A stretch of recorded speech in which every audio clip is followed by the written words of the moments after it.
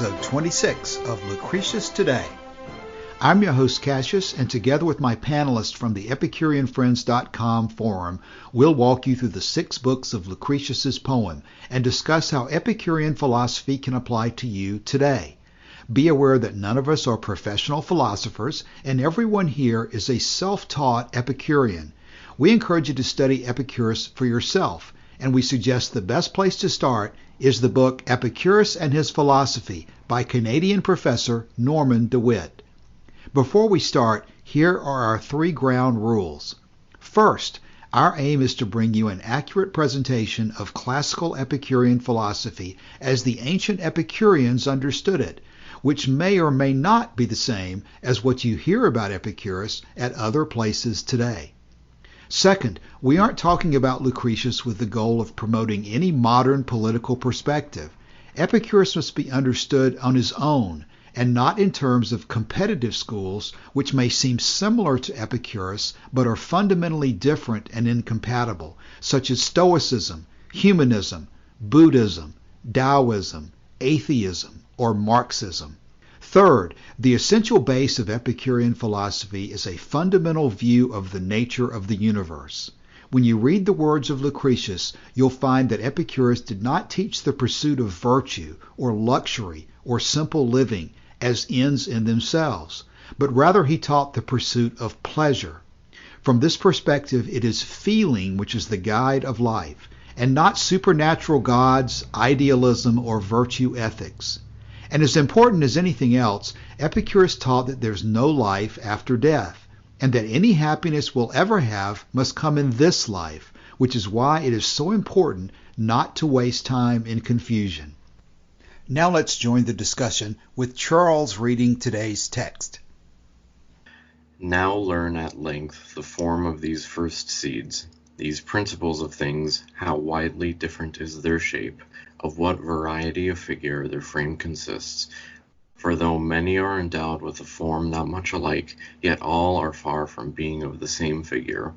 And no wonder, for since, as I have said, their number is so great that no end, no bound is to be set to them, they ought, for the same reason, to be all of a different contexture, and not fashioned alike of the same form.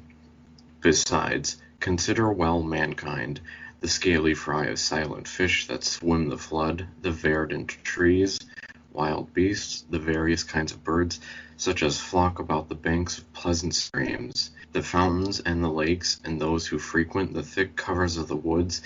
Consider all these in their several kinds, and you will find them all consist of forms different among themselves. 'Tis by nothing else the tender young knows its own dam, and thus the dam distinguishes her young.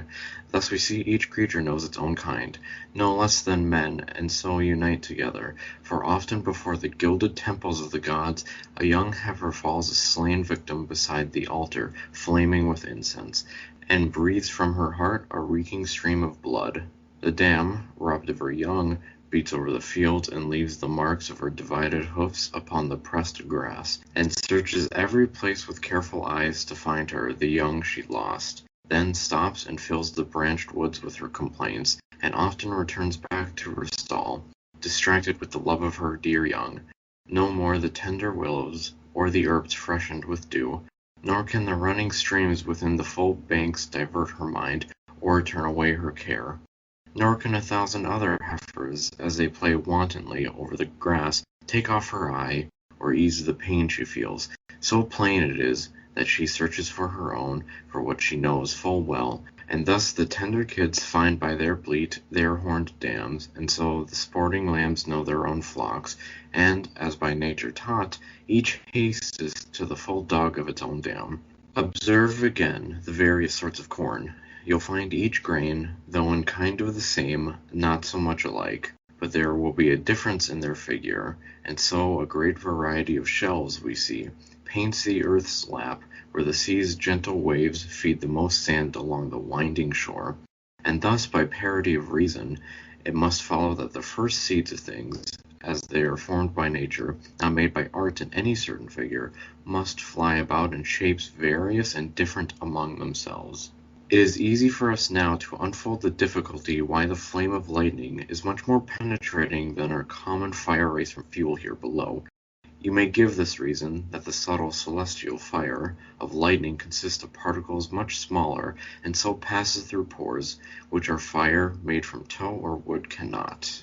Besides, light, we perceive, finds a way through horn, but water does not, because the principles of light are smaller than those of which water is composed. So we see wine passes swiftly through a strainer. On the contrary, heavy oil moves slowly through, either because it is made up of larger seeds, or its principles are more hooked and entangled among themselves, and thus it happens that the several particles cannot be so soon separated from one another, so as to flow through the little holes with the same ease. Thus it is that honey and milk pass in the mouth with a pleasing sensation over the tongue. On the contrary, the bitter juice of wormwood and sharp centaury torment the palate with a loathsome taste. From whence you collect easily that those things which agreeably affect the sense are composed of particles smooth and round, and such again that seem rough and bitter are bound together by parts more hooked and closer twined, and therefore they tear the way to our senses, and wound the body as they enter through the skin. In short, such things are as agreeable to our senses, and those that are rough and unpleasant to the touch are opposite, and formed of a figure very different from one another, lest you should think perhaps that the grating sound of the whetting of a saw was made of parts equally smooth, without the soft notes of a lute, which the musician forms upon the strings, awaked, as it were, by the gentle strokes of his fingers.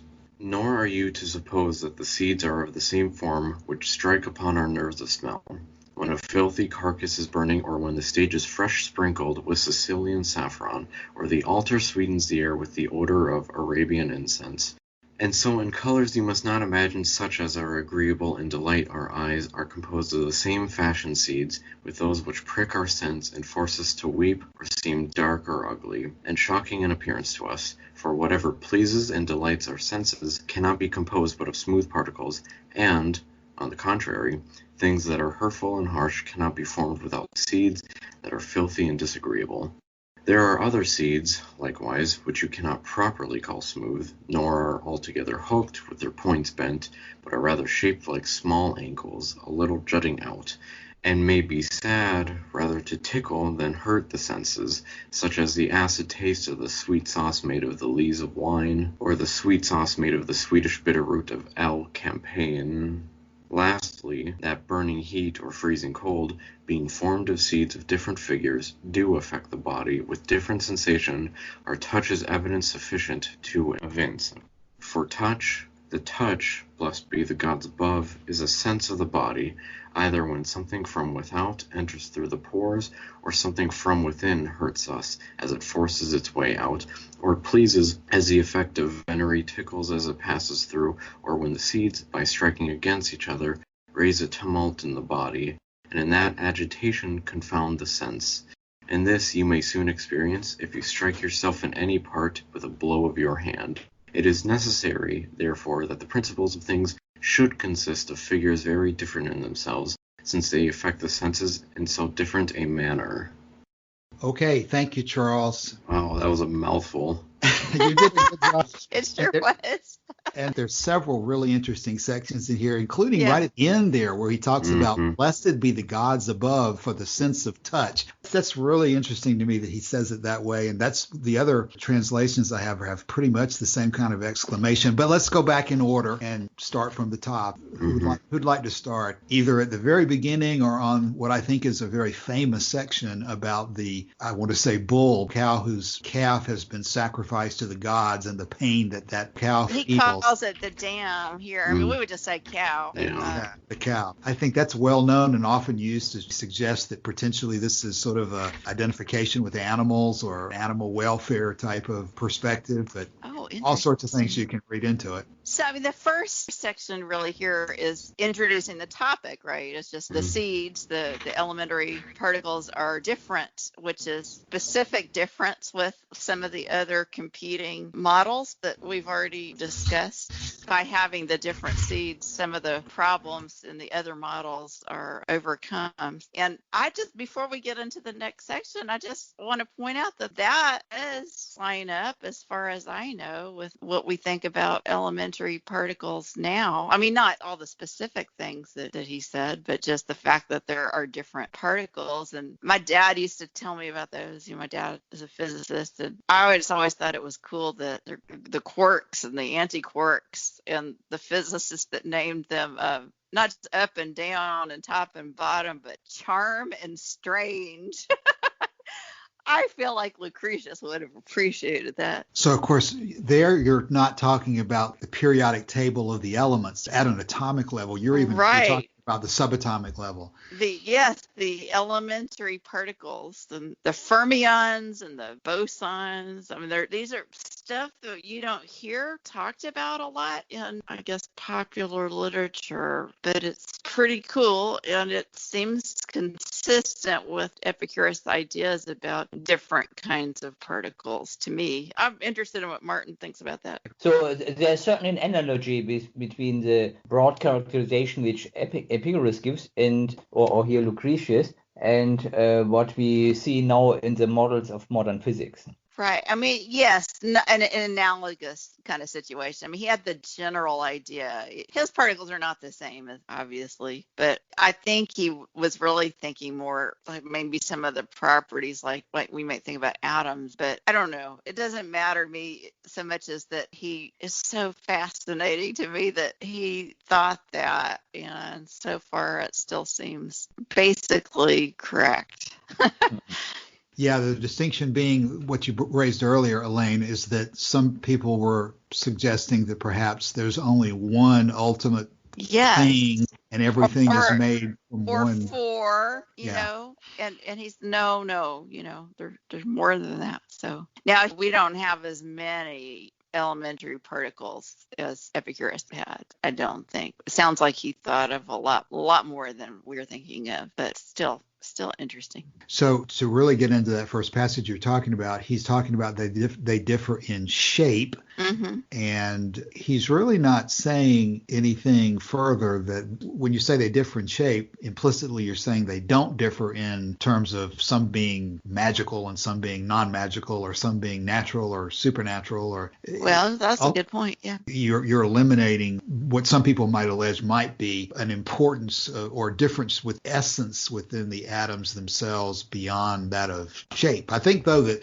shape is not the only difference, right? In the list of his basic principles, there are a couple of different categories of how they differ, and shape is not the only one. We haven't really gotten to that, I guess, right? We'll get to that. But yeah, these parts are mostly seem to be focused on shape and texture, but which is part of shape. So right. From a purely literature point of view, I think it's interesting that right now he's blending in the poetic aspects alongside the more drier scientific parts. Yeah, because this whole next section is poetry. Mm-hmm. Right.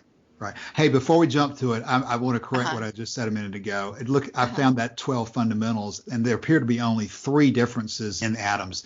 Weight, shape, and size are apparently the only things that Epicurus mentioned. So yeah, jumping past that, the next passage is very, very emotional, it seems like.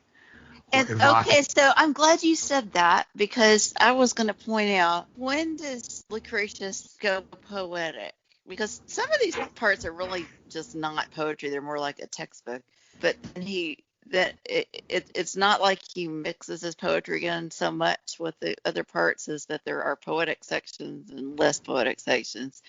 I don't know if that's the translation, but it really just seems like that when he gets into metaphors and so on. When he does that is when we need to remember the feeling that's fundamental to our understanding of this whole philosophy. And poetry is a great way to evoke feeling. So he's talking about this dam, the cow that's missing her babies. most of us could have that feeling. He's using that to support the idea of, I guess, like things recognizing light. He's reminding us about feeling. Don't get so far into the weeds of the sense descriptions that you forget about the feeling. Charles? I was just reading the text again, and I'm drawing a comparison to one of the earlier sections of the first book about the sacrifice of Agamemnon's daughter. Yes, I would relate those two by saying exactly what Elaine just said. The significance of all these details is that you drive home the significance through emotion and through feeling. Mm-hmm. No matter how long you stare at words on a page, if it doesn't have a relationship to you personally, if you don't feel the implications of what you're talking about, then in the end, it's nothing to you. Mm-hmm. And that's why he gives such, or he personifies the cow quite heavily. Yeah. I mean, the evil of religion with Agamemnon in sacrificing your child is personally powerful to just about anybody. If you can't feel the emotion in such a situation, then there's something wrong with you. I'll say that, or something. Well, let's say something atypical. Yeah, something atypical. Yeah. Something atypical, and this is why I think is my hypothesis, just based on my observations so far, that someone who does not experience those feelings is never going to get this philosophy. Yeah. Not going to get it. Yeah, I agree. There's always going to be a context, and we talked about in discussing Agamemnon's daughter that there's no way to say that there's an absolute rule that killing a young person is always the wrong thing to do. Mm-hmm. But there's still the emotion involved in many circumstances that help us decide when it's the thing we should do and when it's the thing we should not do. Not to go too far into the animal welfare arguments and so forth, but it's very difficult for me anyway to think about the conditions that are existing in many of these factory farms. If you want to talk about cows and calves or pigs and piglets and so forth, the factory farming methods are very controversial nowadays, and I think probably should be. But, that doesn't stop me from having breakfast every morning or having lunch and eating the things that I know, if I thought about it, were raised in conditions that I would find it very difficult to accept if I were personally involved in them. I don't know. I think I'd still eat a rare steak in a heartbeat. That's right. I understand. So I did not know that this passage was used for that. That's very interesting. There's only a couple of passages in the Epicurean text. There's one other one that in Philodemus somewhere about whether it's appropriate to be a vegetarian or not. Uh-huh. But generally when I read commentaries about this section, they'll talk about how emotionally heartstring pulling this section is to think about the cow missing and looking for its young calf and not being able to find it. That's a very emotional thing to identify with. But nevertheless, those things go on every day, and we don't live our lives constantly mesmerized by the awfulness of it. I have heard some commentary, it's very obscure, maybe not obscure, but niche, about the context of Epicurean philosophy and vegetarianism. I was about to say that. I don't want to go too far off on a tangent, but is anybody here a vegetarian? Mm-mm. No, I don't think I could. I have done it. There was a period of time, I have an inflammatory arthritis, and there was a period of time when meat, chicken, fish the least, but definitely meat and chicken caused me to have flares. And it irritated me that was the case. I was kind of a reluctant vegetarian. But that doesn't, after menopause, it doesn't seem to be connected anymore. I have no idea. Weirdness. But, and there's people that now if you get bitten by the tick, the Lone Star tick can make you allergic to red meat. I don't know. That was a horror story in middle school. Because hunting is such a big thing up here. Martin, how does vegetarianism fly in your area? Yeah, my brother is a vegetarian, but me not. There's certainly multiple motivations to be a vegetarian in terms of you think that there's good health reasons, like Elaine said, but as far as, I don't know what percentage of vegetarians are motivated by health reasons versus just ethical considerations. Ethical, yeah. I have friends that are. Most people who are very conscious about their sources of food and the ethical nature about it, they're typically vegan. Well, you could say that if we are against pain and in favor of pleasure, is it appropriate for us to draw the line and raise animals in conditions that are probably pretty clearly painful for them? Where do we draw the line? That's okay. Let's Well, backtrack to human pain, Right. because this is not a humanist philosophy, because we don't see all humans as equal in our own feeling, because that's just not how it happens. So we have to remember to stay descriptive about this, not proscriptive, because this is science based. But most of us have different feelings about different humans. Most of us will have powerful emotional affinities to a fairly small group, and then that will, decrease as proximity decreases, and then we'll have some people that we really don't like and don't feel the same sense of affinity to. And this is not right or wrong, because it's not an absolute thing, but it's how the feelings are. That's just how it is. And so the same thing with animals. If I'm a person that feels an intense sense of pain on contemplating both factory farming and maybe any, use of animals for my needs, then if I'm not a vegan, I'm making a mistake, because I'm causing myself pain that I can possibly avoid. But if I'm not a person that's like, maybe have a lot of pain with factory farming and I don't want to eat that meat, then the smart thing for me to do would be to avoid those kinds. And so we can't say one feeling is right, one feeling is wrong, just because we have no absolute basis. But that doesn't mean we can't have super strong feelings, because we have them, and that we won't want to convince other people to have our same feelings, maybe by showing them pictures and things like that, so that they'll be on our team. Yeah, and I don't have any sources to immediately back this up, but it's generally inferred that animals that aren't raised in factories have a higher quality meat. Better taste. Yeah. And more nutrition. Yeah, I don't know about that either, but I personally belong to a CSA that has a permaculture farm, and I like their meat. So CSA means community supported agriculture, where you buy a share. Mm. So you're not going to get a predetermined amount of food. You're going to get whatever share it is of the food. So if they have more success one season than another, you're going to get more food.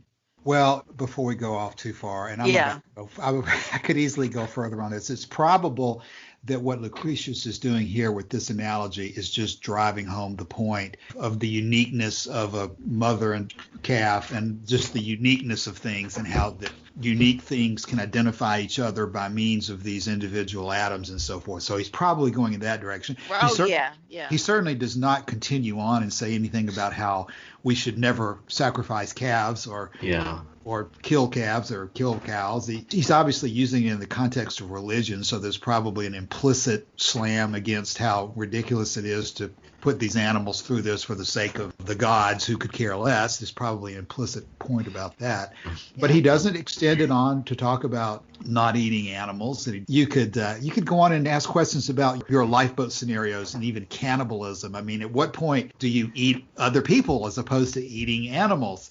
Are there contexts in which that's appropriate? Or would you ever do it based on your own calculation of pain and pleasure and so forth? With the point being that there's no absolute answer to that question. I think we should leave that to the early Stoics and their Republic. All right. Now let's go back in line here. The varieties of corn and lightning and so forth. What's the next point that you guys see here? Elaine? I think the corn is, so this is obviously a less emotional part, where he's just talking about the variety of the different kinds of corn, the variety of shells, and by analogy, there must be a variety in the shapes of the elementary particles. Yeah, you could basically say that applies to several passages here. That's all basically the same point until you get to, what's the next point? Blessed be the gods above for the sense of touch comment. But does anybody have another comment before we get to that part? Yeah, what is Lucretius referring to by corn? It's not just corn? Well, corn's native to the Americas, isn't it? I don't know. I thought, like the Italians have polenta and everything. I'm not sure about that. Let's see. It could be that this is an older meaning which is more general for grain. So it's not Yeah. specific. Because he does say grain immediately after. Okay, here I'm seeing on the Reddit thread, I don't know how you generally mean wheat, barley, or cereal grains, which the British translated as corn. Like corn meal or. So some kind of kerneled grain that is a cereal grain. So it could have been. There are obviously grains, kernels, in all the grains. Yeah. How Just wheat an looks. odd little detail that I noticed. Good point. You know, one of the things that sticks out to me, there's a passage that says call upon caries, C-E-R-E-S is a word that eventually mutates into cereal or something, isn't it? And that's a whole nother section of the book. But whatever they had for C-E-R-E-S was the god of grain, or so maybe there's a relationship there. I don't know. Yeah, interesting. Yeah. Ceres, Ceres, goddess of agriculture, grain crops, fertility, and motherly relationships. So Demeter. Yeah.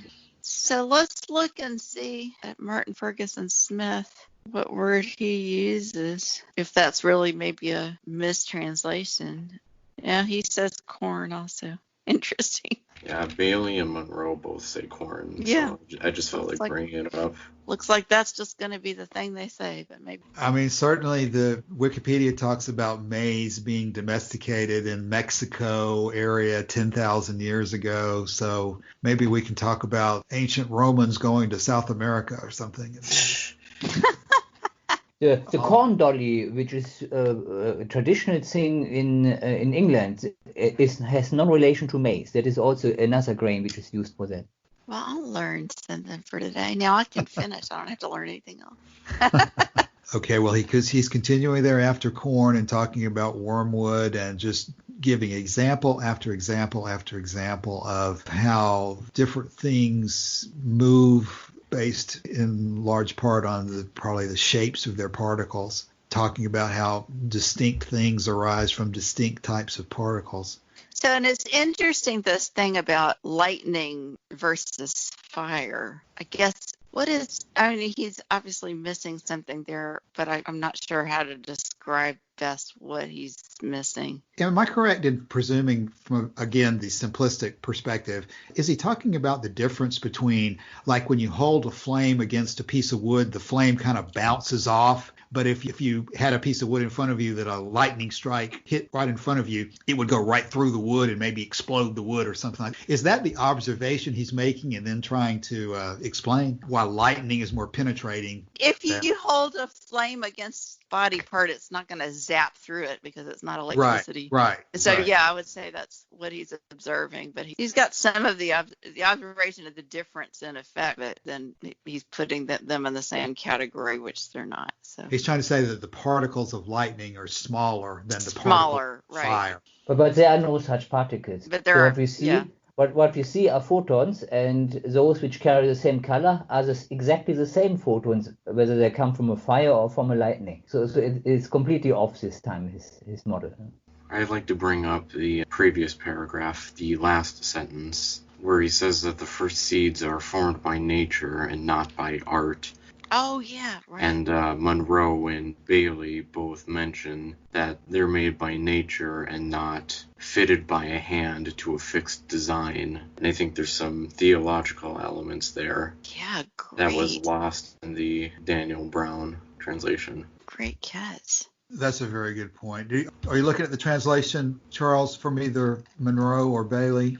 Yeah, I can read the Monroe one. I'm looking at Bailey while you find Monroe. Bailey says, wherefore again and again in the same way it must needs be, since the first beginnings of things are made by nature and not fashioned by hand to fixed form of one pattern, that some of them fly about with shapes unlike one another. I mean, that's almost at Plato when he talks about a pattern there and fashioned by hand. A single fixed form. No. I'm talking about the form being singular and not fashioned as off of that. Well, those are two important related Well, they're points, two right? Yeah, definitely related. And also Martin Ferguson Smith uses by hand. Here's Monroe. There, again and again, I say it is necessary for like reasons that first beginnings of things, since they exist by nature and are not made by hand after the exact model of one, should fly about with shapes in some cases differing one from the others. Yeah, that's a good one. Yeah, okay, and so Martin Ferguson Smith says, so I insist that the same must apply to the primary elements of things since they are natural formations and are not modeled by hand after a single fixed pattern. Yeah, the single word is a good one to add in Yeah. there. Yeah. That's certainly, seems to me, like a core principle of Epicurean physics right there. We constantly go back to this issue that everything is not supernaturally created or created after an ideal form in some other dimension. And then we have these next paragraph. Yeah, this is so interesting that so now he's getting to the shapes and how they cause pleasure or pain. Mm-hmm. And so he associates a smooth shape with pleasure and a hooked shape or rough shape with pain. Sounds exactly like the Chironaic interpretation. I see commentators, they will sometimes say that the Epicurean goal of living or the Epicurean goal of life or whatever reduces down to smooth motion. I don't know if it was mentioned in the threads about the Greeks on pleasure on the Chironaics, but the Diogenes Laertius section on Aristippus talked about how one of the core foundations of at least the original Chironaics, so that would be Aristippus to Ari to Cyrene, and then Aristippus the Younger. So those first three, before the school diverged into multiple factions, believed that pleasure consisted in smooth motion and pain rough motion. Yeah. Or maybe it's not motion. Oh, it is. I pulled up Diogenes Laertius earlier when I first read this. So there's nothing that I know of in our current understanding of physics that would support this idea, but it's interesting. It's still interesting. Well, it does show how they were attempting to relate back to each other everything to matter and void. There's not a spirit, there's not a third dimension or anything. Sure. Yeah, I tried. I don't have a good text for us to talk about right this second, but you look up Epicurus and smooth motion and you pretty much easily find one of the references they talk about is this Usner 67, where Epicurus is reported to have said, I cannot conceive the good if I take away the pleasures due to taste and pleasures due to sex, the pleasures due to sounds, and the pleasant visual motions due to shape. That's a section from On Ends in Lives, and that quote in particular gets brought up a lot by Cicero. This is a huge and very deep subject we could really dig into. I don't know that I have much more on smooth motion at the moment. The whole issue of where pleasure comes from, though, is something that I do find very interesting, because when you extrapolate everything back to Epicurean theory holding that the universe is eternal, there really is no first example of something. The processes that we see now have been operating for an eternity, so there was never any spark of or outside force that generated pleasure. So therefore pleasure must be a property of things that exist and have always existed. So earlier, a few minutes ago, I searched the smooth motion thing on Google. I made sure to use quotation marks to pull up exact wording in that order, and I found health and hedonism in Plato and Epicurus. And here's a section on smooth motion comparing the Chironaics and the Epicureans. But it says that there's only vague notions of it. And this author writes, and quote, we can say that both Epicureans and Chironaics hold that the smoothness of change or motion involved in pleasure entails conformity to nature, in parentheses, and the roughness of change, non-conformity with nature. Well, listen, we're almost at the end of the period, and before we start talking about closing comments, let's not forget this last paragraph. Let's talk about touch being blessed by the gods above. Is that where we've been heading here and what we've been discussing today, that the atoms and the relationship between smooth motion and pleasure, is that being summarized here, that this is such an important phenomena that Lucretius is motivated to say, blessed be the gods above, that it occurs? Is the whole issue of touch touch and the movement of the motions and their involvement in the senses of the body, is that so significant that that is where we should focus our attention in terms of being thankful that nature has arranged things in this way? So it looks to me like touch, and I could be wrong here, that he's not necessarily only talking about tactile sense. I certainly agree there. Yeah. Okay, so he's talking about to contact reality. That is our only way of experiencing reality. If we don't contact it through the senses, through the feelings, we wouldn't be able to perceive anything. So it's fundamental to our being able to know anything about what's going on. Yeah, he does wrap it up pretty well. That sort of explains the rest of the paragraph, that the principles of things should consist of figures very different, since they affect the senses in so different a manner. And so that part is true of molecules for sure, but not true of elementary particles. Our nervous system is, at least as far as I know, our nervous system is not quite that precise. Elaine, do you have the Martin Ferguson Smith on Let's that see. passage about touch? Because I'm thinking that your point is really, really important. We're certainly not just talking about your tactile fingers touching something. It seems to me like he's almost embracing all sensation. It's almost like sensation itself arising from the atoms coming together is the source of the important things. Okay, oh my gosh, Well, that's hard. The language is a bit complicated, though. He very clearly states the sense of the body or the body's feeling. Here it is. Go ahead. It was kind of buried in a paragraph. Furthermore, scorching fire and icy frost prick our bodily senses with different kinds of denticles, as is proved to us by the touch of each. For the holy gods are my witnesses. That touch is the sense of the body when something extraneous insinuates itself into it, or when something born within affects it, either inflicting pain or giving pleasure, when emitted in the creative acts of Venus, or again when, in consequence of a collision, the atoms are disturbed within the body itself and the commotion confuses our senses. You can test this yourself by striking any part of your body with your hand. There's some differences there then, as Big, God is my big. Yeah. God is my witness is different than what these other guys are saying. Yes. I don't know. We have the ability to sort that out, but that's interesting that Martin Ferguson Smith would take that direction. Blessed be the gods as opposed to. Elaine, let me read this. I see that in the Monroe notes, there is a section for what he says is line 434. This is back on the issue of touch, and I think it goes along with what you just said.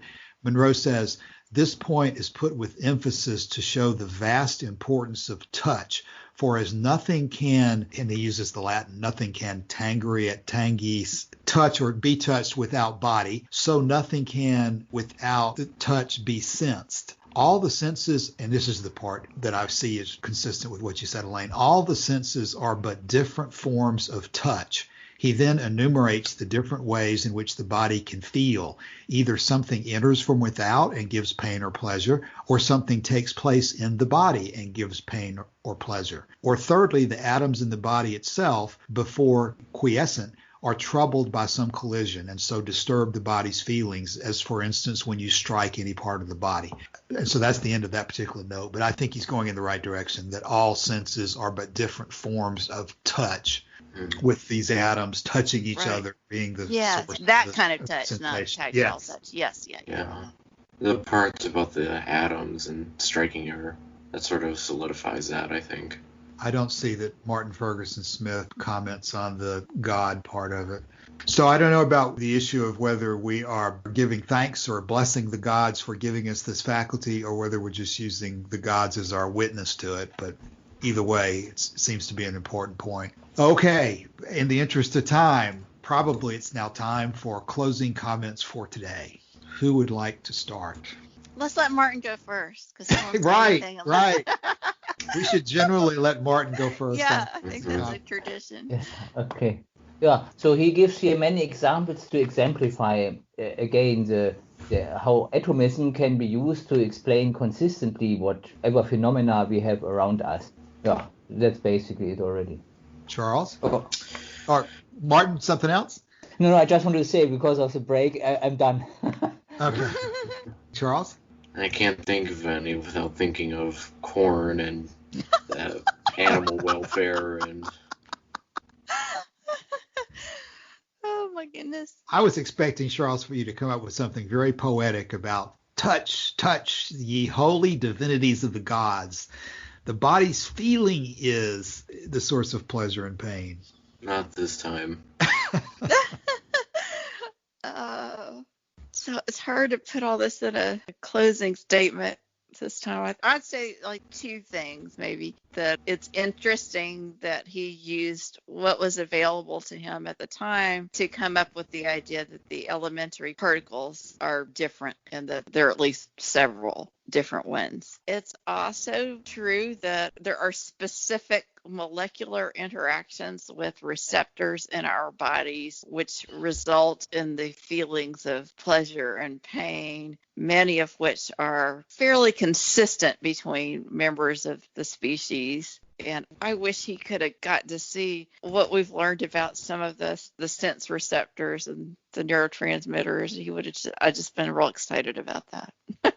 That's what I think about when I read this. Well, I think what I would add as we close for today is that he's still at this point in some very basic physics, and he is going to get, as we get further into book 2, he'll come back to some of the important ethical issues that we deal with in terms of whether there's a soul and life after death and things like that. But probably the point that just continues to stick in my mind is how DeWitt identifies that so much of the physics of Epicurus is devoted to laying the groundwork for explaining why the Platonic and Aristotelian views of nature cannot be correct, that there cannot be a supernatural basis for everything, and that not only supernatural, but also from the Platonic view that there are ideal forms. Even today, we saw several references, I think, that would make it impossible or would flatly contradict the idea that we or the universe or anything else is created by God from some kind of a single shape or single ideal form. And so a lot of the additional detail that we're going to be getting into over the next couple of weeks is targeted towards making it impossible to accept those Platonic ideas and planting you firmly in this world and this life is the thing for you to be concentrating on. Mm-hmm. I'm glad we touched up on that little sentence about art or the hand. Yes. I am too. I'm so glad you noticed that. Because that's really one of the major categories of organization that a lot of the material that we're reading is intended to address. So it was, very good to pick that out of the passage today. Okay. Anybody have anything else? No digression onto Robert's Rules of Order this week. Mm-hmm. Charles, did you have something else? I did not. Okay. Oh, I did have one other thing, although this probably I should have said it earlier. It's not like a closing comment. But when I thought about the section where he said there are some elements which are thought to be neither smooth nor altogether hooked with barbed points, but rather have minute angles slightly projecting so they can tickle rather than hurt the senses. And just there I was reading from Monroe. I was thinking about like a little bit of hot pepper. Because I don't like a lot of it. I'm not one of those people who thinks pain is a flavor, but I like just like that little bit of bite, and it just makes me wonder if that's the kind of thing he was talking about. That is a good point, though. A lot could be said on that. Charles, your comment is that a little spice goes a long way. Yeah, but what Elaine said, there's a lot that can be said about it. Okay. Do you want to try to say any more today, or are we at the end? I think we're good. I think we're at the end. Okay. Well, thanks everybody again, and we'll do it next week. All right. Bye-bye. Bye. See ya.